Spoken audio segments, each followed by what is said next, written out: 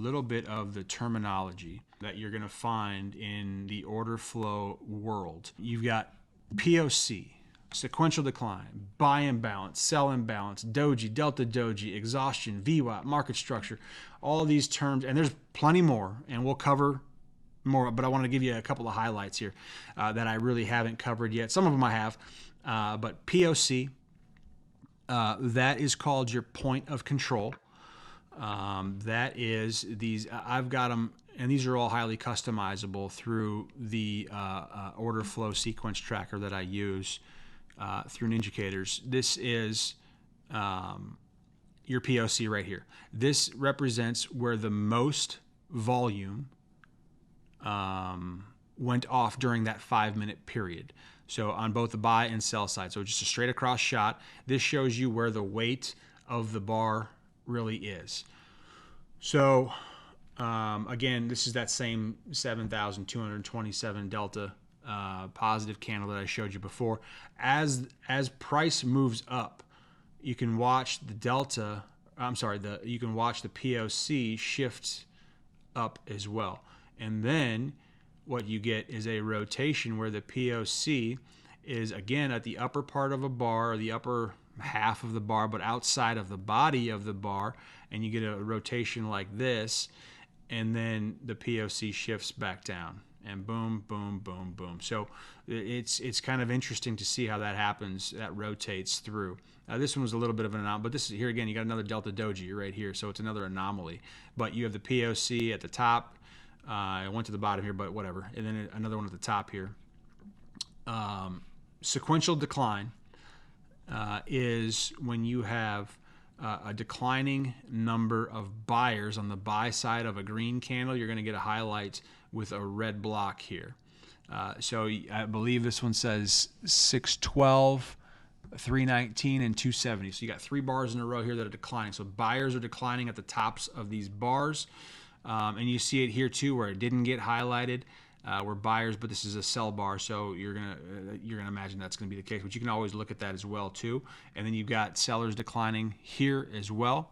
But again, this is a green delta bar. It doesn't show here, but they are at the tops here, and they're at the tops here. So that is your sequential decline, and it happens on the other side too, where you have sellers declining at the bottom of a red bar. Same thing that goes down here. When that happens, that'll get highlighted. Okay. Buy imbalance, we covered that. That's what these are right here. There's 16 of them in this bar. There are 6 sell imbalances in this bar. There's 0 and 0. There's 2 buy imbalances here. There's 1 here. There's 1 here. And you get the idea. Doji is... was a candle here that I showed you earlier. It was this one right there. That is neither a red nor a green bar. I don't have one in this specific snapshot. And then Delta Doji I showed you is one of these. And the terminology delta just represents the delta of the bar, which is these numbers at the bottom. This negative 1099, 503, 7227, 859. And the thing about when you're starting to read context in the marketplace, and I'll show you here again on another example, is you can read, okay, is the buying done, is the selling done? And we'll get into that here in a second. Exhaustion. When you have a big massive bar like this, typically you're going to have an exhaustion alert that says that more than, I believe it's 7, anything more than, and you can set these levels as you want, but I think I have mine set at 7 or 8. Anytime there's any more than 7 or 8 imbalances in a bar, typically you're going to have an exhaustion alert goes off. Maybe it's 6 because this one has 1, 2, and it's 6. So it's probably 6 that I have mine set to. So I get an exhaustion alert whenever you have a big massive bar like this. You get this exhaustion alert showing that selling has gone on for quite some time. Doesn't mean it's over, but it means it's gone on for quite some time, and potentially start to look for a change is the idea behind that. VWAP is your volume weighted average price. This isn't really a order flow term. It's just a term that for a tool that I like to use. I use the Ninjacator Smart VWAP. And really all I do is I just plot the VWAP. I don't put, so the VWAP is just, it's your bellwether, it's your price equilibrium, it's a magnet for price. I like it on my chart just to know where it is. And in this specific instance, this was a trade I took a few days ago where it was a 3-bar rollover off the VWAP and a structure level that I had, and I took a short to the downside on a 2-to-1 risk-reward ratio. Okay, so I use it sometimes to scalp or sometimes to take trades off of, but I typically use it as just a reference so that I know where it is, because the people on Wall Street tend to care about where this is fairly often.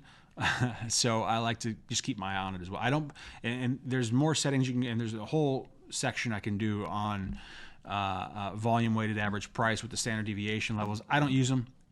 It clutters up my chart. I try to keep my chart as clean as I possibly can because if you're not careful, you can really clutter it up. In my view anyway, you can really clutter it up and get confused over some of the different features that you can add. Market structure, again, I could do a whole segment on market structure, and I will do a whole segment on market structure where I come up with these levels that I have marked off in various spots that you'll see on my charts, and when we go live you'll see them on there as well. But there's a specific way that I go about, and everybody's got their own method. I've seen 100 of them, and I've developed my own as well. But everyone's got their different way that they take out and look at market structure to find various levels of interest that you want to analyze further once price enters them or gets close to them. And that's what these levels are here. They're just market structure levels.